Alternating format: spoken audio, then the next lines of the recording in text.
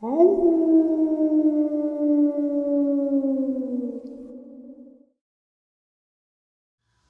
greetings and salutations, everyone. I hope everyone is still doing well, and welcome to today's bonus upload. Before we jump into it, a couple links. As many of you know, I rely on Patreon, PayPal, channel membership, and the merch to help the channel to continue to grow and go. Links to Patreon, PayPal, and channel membership is in the description below. Merch displayed directly under the video. Also, Dogman Frightening Encounters, Volume 1 through 3, the audiobook versions. They were written and researched by Tom Lyons, narrated and produced by me, Jeff Nadolny. Those audiobooks are available on Audible, Amazon, and iTunes, links to which are also in the description as well. And finally, last but definitely not least, if you'd really like to help support the channel to continue to grow and go, simply subscribe. It doesn't cost a cent. Click the like button, takes half a second. If you don't want to miss out on any of the informative uploads I put out daily, click that bell icon, and folks, please leave a comment. Why? Well, because all of these things really do help the channel to continue to grow and go. And yes, folks, they definitely do matter. Now, everyone, I have taken far too much of your time.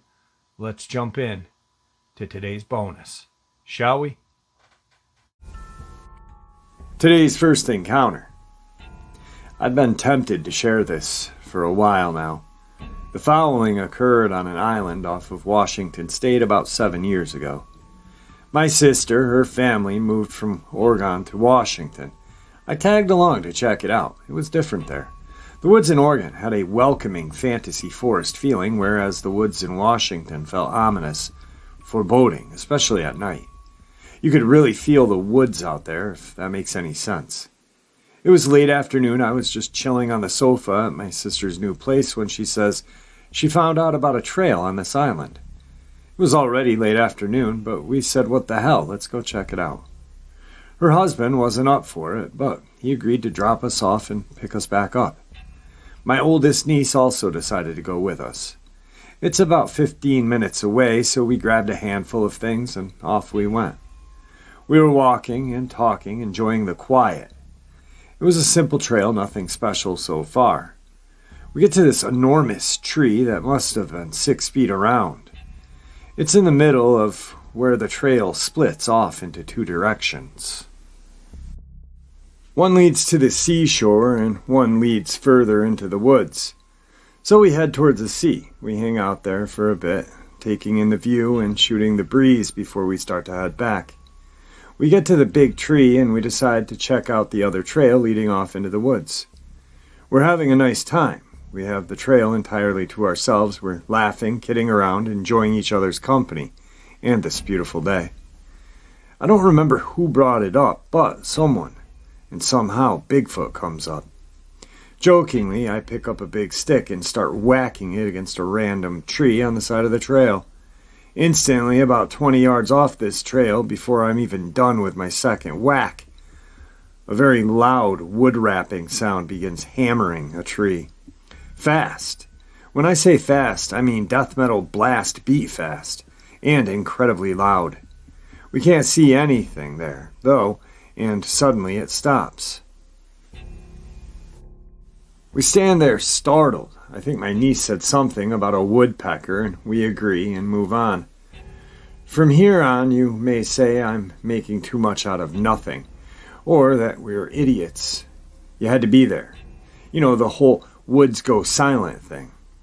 Well, they were already quiet, but something had shifted. The atmosphere had changed. We weren't laughing now, uneasy, but we kept going and slowly started relaxing and chatting again. Then, from somewhere up above us, between the treetops and the sky, a monkey started screaming. We froze. Everyone knows that sound. It's unmistakable. Wah-ah-ah, raising louder and higher, like laughter moving closer and closer, and as it passes above us, it seamlessly morphs into a crow cawing. But though we followed that sound as it passed overhead, we didn't see anything. We kept moving, and no one says anything. We silently agree to move back towards the exit. We finish the loop we were on and head back in the direction of the big tree. Instead, we end up on a part we don't recognize. You know where this is going.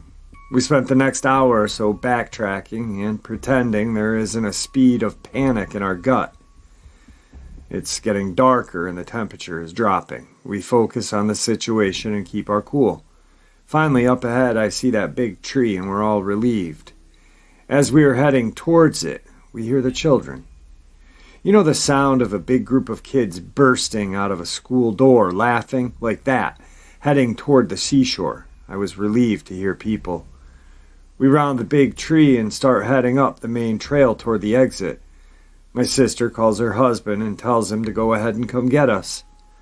Up ahead of us is a bend, and from around that bend comes two dogs. One big guy, one little dog, dragging leashes. They stand there just looking at us. As we approach the bend, they both turn around and go back. About 20 seconds later, we round the bend expecting to greet the owners, and there was nothing. No dogs, no people. It's a straight shot up to the next exit from there. The sides of the trail are about 8 feet high and steep.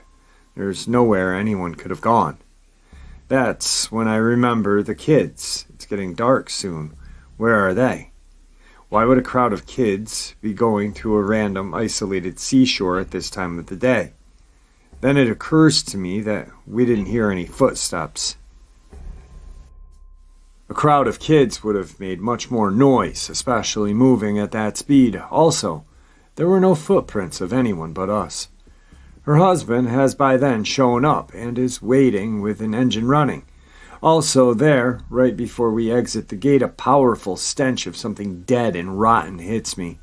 I glance up to my left in the direction it's coming from, and I feel a force of pure malevolence shoot right through me, like nothing I had ever felt in my life. Absolute and passionate hatred aimed directly at me. My nose and eyes are glued to the spot, but there's nothing there. We get in the car and pull away. And that was it. And that's the part that bothers me the most, because none of us said a thing. As soon as we shut the doors, it was like it never happened. We started talking about dinner and watching a movie, etc., like nothing happened. It wasn't until later that night, alone looking at some snapshots that I took on the hike, that I started to piece it together. On a whim, I messaged a friend, Joe, who was into weird stuff, and tell him a short version of the events. He never replied, and I forgot about it. Over the years, and a few phones later, I never deleted that message. It was like a blank spot sat where my memory of it should be. I could only remember it clearly when I reread it. Another strange thing is that both my sister and I are into Bigfoot and 411, yet we never once discussed it. I brought it up once a couple of years ago, something like, "Remember that weird trail we went on?" Her only reply was, "I'll never go on that trail again," and that was that. It never came up again. Hearing a monkey scream in the forest was the most scared I have ever been in my entire adult life. What sticks with me the most, however, at the end, it was a hatred I can't describe. Just emanating like that stench accompanying it. Just absolute, total hatred directed at me, not my sister, not my niece. Whatever it was wanted me to know that it was me, that it despised me completely. That it would have been there at the finish line no matter what. So, don't go stir things up. You aren't and won't be in control. And scariest of all, it fucking hates you. Today's second encounter. My girlfriend and I were faced with a very strange situation that we cannot fully rationally explain. I believe we were being hunted by something in these mountains. Just to provide some quick background on myself to try to gain some credibility, I'm an avid hunter with both day and nighttime experience, and I've been hunting since the age of 9. I'm also a first-degree black belt with experience in hand-to-hand combat, knife training, stick training, and gun tactics. My girlfriend and I are both avid backpackers and have hiked over a 100-mile section hike on the Appalachian trails. I myself am also an avid rock climber and mountaineer. We both are very accustomed to the outdoors and the wildlife that inhabits it. That being said, what occurred that night was like nothing I have ever experienced before. Something very intelligent was out there with us. My girlfriend was the first to hear two-legged footsteps around the camp, off in the woods behind the tent. She thought nothing of it, as it could have just been the sound traveling from another hiker hiking along the Colima Trail east of our location, as sound does tend to resonate through the mountains/woods.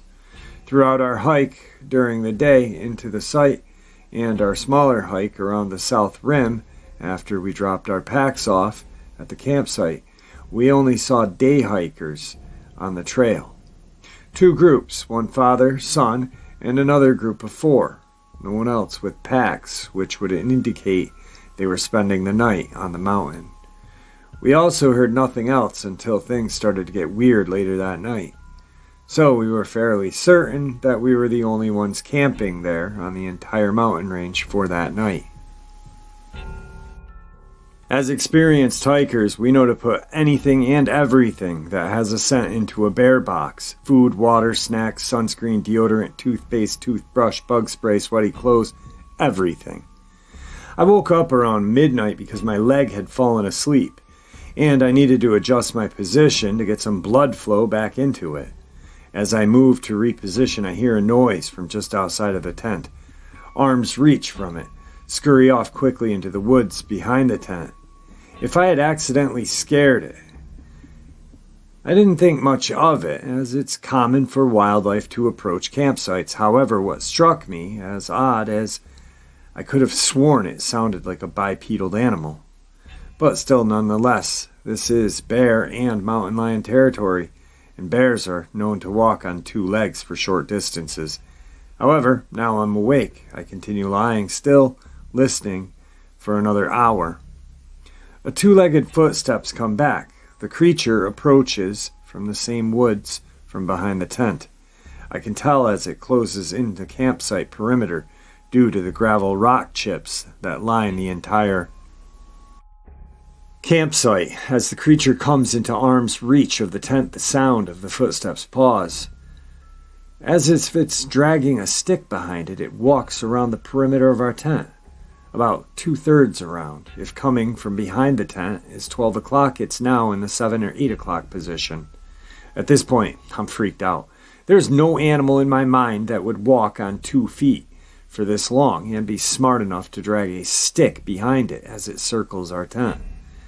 As the tent's about 15 yards from the bear box with all the food inside, but clearly this creature has no interest in it, just the tent. I'm thinking this has to be a human and they're just toying with us.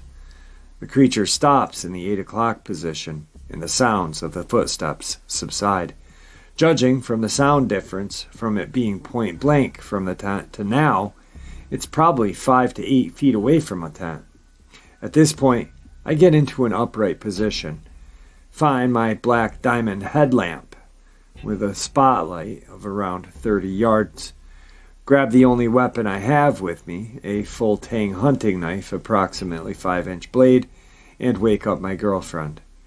I relay to her something that is 5 to 8 feet away from the tent and point to the direction. She's tired, a bit annoyed, and says it's probably an animal. I tell her the footsteps don't match up. She's not convinced and goes back to sleep. Side note, the tent has a rain fly on it and is fully zipped up. I can't see out, only hear. I'm not convinced that this is an animal, or that it's left us, so I leap out of the tent to try to spot from the direction of the last recognition. Nothing.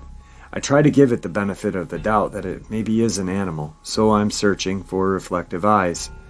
From raccoon hunting, I know some animals are smart enough to close their eyes if they see a spotlight scanning towards their direction, to not move or give the location. Knowing this, I use a rapid scanning technique and would even kill the light and then turn it back on in a different location to catch it off guard. Nothing. I figure that maybe it's just the angle I'm looking at. I probably can't see it, so I traveled 10 to 15 yards past the site where I heard the last step and looked back toward the tent. Nothing. I looked behind every boulder, tree, and up into the trees in case it climbed and I somehow didn't hear it. Nothing. I searched the entire campsite, including a 10 to 15 meter radius outside of the campsite, and couldn't find anything. I didn't even hear anything while I was searching. I figured whatever it was probably long gone and I should just go back to bed. I returned to the tent with my sleeping girlfriend. This time I opened the front of the rainfly so I can see out. Not but 30 to 45 minutes later, I hear the damn footsteps again, this time from beyond the bear box. Shit, there's only two parts of this story that I have some uncertainty about, and this is one. Looking through the mesh screen of my tent in the direction of the footsteps, this time beyond the bear box, I thought I saw a little red light, circular in shape, only for a split second. I immediately turned on my headlamp and jumped back out of the tent. A dead sprint into the area. Again, nothing. I searched the entire premises. This time with greater emphasis on the area, I heard it and saw that little red light. Still nothing. The sound of footsteps disappeared each time I exit the tent. At this time, I'm sure this thing's taunting me. I stand on a little boulder in the same area I last heard it, as not to make any noise from my own feet touching the gravel rock chips. I then kill my headlamp. I stand in complete darkness on silence. I can't see 3 inches in front of my face. I'm listening for anything. A single snap of a twig, a breath, a shuffling of a pebble. And I will have that spotlight on it in a heartbeat. After a long 1 to 2 minutes of standing there in darkness, I begin to hear footsteps coming down the mountain. On the main trail, Colima, off in the distance, west of the campsite, heading east toward the campsite. And I remember thinking to myself, who would be hiking down the trail at this time? It's got to be 2:33 in the morning. And also, doing it in the complete darkness. I knew the trail's route because I had hiked it to get to the campsite in the first place. I knew from the layout I should have been about to at least see a little headlamp or lamp off in the distance as it traveled down the path. But no, only footsteps. I go back to the tent. My girlfriend has been in and out of sleep for most of the skirmish. But seeing how distraught I am from this experience, she asks me if I would like to pack up camp and head back to the park's headquarters. I try to reassure her because I know she's only says this because she loves me, not because she believes something other than an animal is out there or because she actually wants to make a 4.5-mile hike back to the mountain via switchbacks, around to the back side of the mountain, down the mountain via switchbacks, around through a valley to get to the side of another mountain, then finally down a straight path back to the headquarters in the dark at 3:30 in the morning. I tell her it's not necessary and try to fall back to sleep. But the fucker isn't done yet. 10-15 minutes later, I hear footsteps approaching from behind the tent again, like in the first occurrence. I waste no time and immediately get out of the tent. As soon as I open that zipper on the tent, I hear it retreating back into the woods. And I run off into the woods after it, but of course there's still nothing there. I know better not to venture off too far. I stay in a 30-meter radius of the tent. I throw rocks in various areas to try to get whatever it is to move and make another sound, now that I'm out of the tent, and still nothing. At this point, I had enough. I wake my girlfriend up again and tell her, we gotta go. We pack everything up in roughly 10 to 15 minutes. It's now 4 in the morning. As we hike down the little path back to the main Coloma Trail, I ask her, we can turn left hiking east and go to the direction that I heard the steps retreat into, or right, hike west and go back the same way we came. She said right, and I'm glad she did. She led the way using my phone as a light with me 5 to 10 feet behind her with a 30mm headlamp and armed with a knife. We didn't make it past Campsite 3 when I heard footsteps sprinting towards us from behind, trying to catch up. I quickly turn around, fully prepared to protect mine and my girlfriend's life. Hunting stops and the creature keeps a safe distance outside of the headlamp's reach. We keep moving. Our own footsteps muffle out much of what we can hear at this point, but every so often I hear its steps reassuring me that we are being followed. What worried me the most is that this small hike was made after being told by park rangers that the 4-day hike that we wanted to do was too dangerous given the current heat and lack of water conditions, so no one knew where exactly we were at this time. I had my girlfriend try to send messages to a family member of the name of the trail, Coloma to Laguna, that we were on, but no signal at the time. Luckily, I have GPS watch as I tracked our location during the entire route back. However, it would be a futile effort if the watch could relay the info to a cloud-based system via my phone's connection. We eventually got service as we approached the top of the mountain, and the message was sent. We were about a mile in, and we're still being followed. I would periodically hear conversation too, short 2 to 3 word commands, knowing that we may not make it out alive. I made sure to create as much of a trail as possible, dragging one of my feet, dragging the hand through the dirt and powder if it was reachable. The followers kept a safe distance away. It was going down the mountain via the switchback that worried me the most. I figured they were keeping their distance to cut a switchback and jump in front of us again. The entire way back, I made sure to keep scanning the perimeter, looking back up the switchback before proceeding, looking up and down through the shrubbery. Second part of uncertainty while traveling down the switchbacks on one occurrence as I looked back up before continuing traveling down the mountain, I saw a face enter the light of my headlamp 30 meters away, as if it were hunched over, leaning, and only wanted its face visible. Weird gray, opaque, pale white skin with human-like characteristics.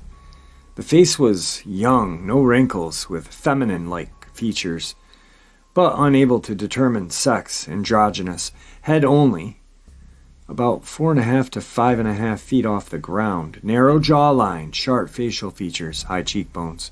No facial blemishes, acne, scarring, deformity, or any other imperfections. Very symmetrical face. Thin lips, no reflective eyes. Eyes were all black, no whites to the eyes at all. No facial hair, no hair at all that I could see. No eyebrows, completely bald. And it slowly smiled at me, kind of maliciously, as it came into the light. Taunting as if it wanted me to see it and maybe chase it. The grayness could have come from the light or my imagination, as my blood is flooded with adrenaline at this point, and all I want to do is get my girlfriend out of there and back to safety. But finally the visual, a part of me wanting to sprint towards it and confront it, but out of the safety of my girlfriend and my life, I wasn't going to attempt anything rash. Throughout the 4.5-mile trip back to headquarters, we were followed for 4 miles. They stopped following us as the sun began to rise. Over that span, I heard 3 accounts of short conversations, but we made it to safety. Not sure what we experienced that night, but I don't think we would have been alive to tell the tale if we had stayed there. In the end, I think there were 2 subjects hunting us, not one, due to the discrepancies in the areas. The footsteps came from around the camp, and the short conversations that were being held. I believe the air quotes hiker that was coming down the mountain at 3 a.m. in the morning could have been the second subject, called in by the first from the little red light. At the end of the day, I don't know if this was human or not. With my background and experience, I should have found them when searching the campsite, head to toe, at least once out of the 3 times. It was not my first time hunting in the dark or looking for people hidden in the dark. The person would have to have been specially trained. Also, if it was a human, how could they see so well in complete darkness, sprinting through the woods without running into or tripping over anything, unless they had night vision? But I doubt it. There's a few things that just don't add up. Today's final encounter. I grew up in the small foothills of eastern Kentucky, where folklore and stories of haints and mountain monsters run rampant. Everyone has a cousin or uncle that saw Bigfoot while out hunting, or that aunt that swears she saw a ghost in the old high school that one time, so it's hard to discern what's the truth and what's fiction. Most of what I personally seen or heard while out in the mountains, I usually attribute to local wildlife. Have I seen anything that's unexplainable to my logical mind? Not yet. But I'm also not arrogant enough to think that these things don't exist. My small town, Dogman, is a known perpetrator of many mishappenings. I've heard stories of it killing chickens, trying to bust down doors, attack hikers, or just being a nuisance on someone's farm. I've also heard stories of it stalking those that live deep in the woods, coming to stare into their windows at night, or even protecting them from strangers that made their way onto their land at some point. The majority of these people like to tell booger stories, as they say. They like having a grand story to tell people, for attention or just the pleasure of telling it. I'm not sure of which, but a few are trustworthy, and they are usually the ones that will only tell their tale if asked. My grandfather was one of them. Yes, I know I sound biased because of my grandfather, but I have 6 uncles and an aunt that literally could make a living out of lies they tell about local cryptids, and I'm more than happy to call them liars. My grandfather, though, he was a very logical man. He was a skeptic in every cryptid, as well as spirits and ghosts, always looking for a logical explanation, and usually pissing off the storyteller as well by questioning everything. That's why I tend to believe him, because he never tried to lie to me and his other grandkids. If anything, he was always the voice of reason we ran to when we were scared. Once, when I was younger, I asked him if he had ever seen anything before, be it a ghost or a monster. I've been hearing stories from my uncles all day about Bigfoot, haints, etc., and wanted to know his thoughts on it. He sat there for a minute, not even acknowledging my question, and when I was about to ask again in case he didn't hear me, he spoke. When he and my grandmother had first bought our family homestead, they had heard fantastical stories about monsters that roamed that part of the mountain and how evil they were. My grandmother was a little scared, but my grandfather said he just shook his head and went on.